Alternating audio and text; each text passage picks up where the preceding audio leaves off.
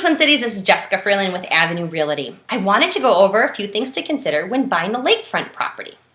Minnesota has over 10,000 lakes and over 90,000 feet of shoreline. That's more than Florida, California, and Hawaii combined. So 3 big things to consider. First and foremost, outdoor space.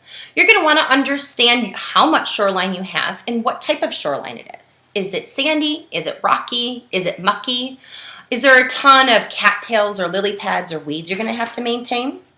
Also, you're going to want to understand the grade of your shoreline. Is it gradual or is it steep? Also, you're going to want to know the flooding. You're obviously closer to a point of water. You're going to want to understand how high that water can come up.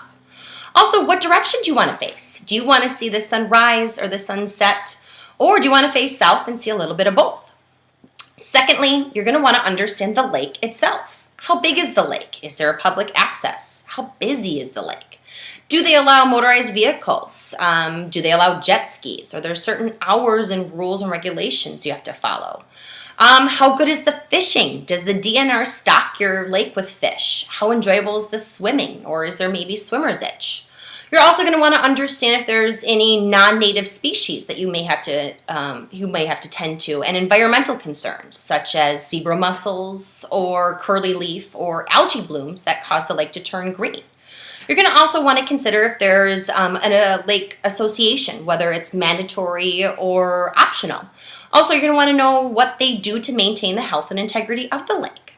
Then thirdly, additional costs. Obviously, our summers are short and sweet. You may need to allocate for a few more barbecues and guests.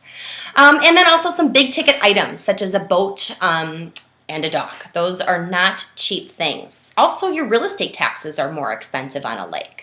And those little things definitely add up, such as gas and additional insurance, life jackets, floaties. You're going to need to maintain your retaining wall to the lake. You're going to need to groom the lake. You may have to get additional permits and sand, and do some treatments if it's allowed by your association and city. Those are a few things to consider when buying a lake property, and please know that I own a lake property, so I'd be happy to go over the pros and cons with you. Feel free to contact Avenue Realty with any of your home buying needs, and let us turn your next house into a home. Thank you and have a nice day.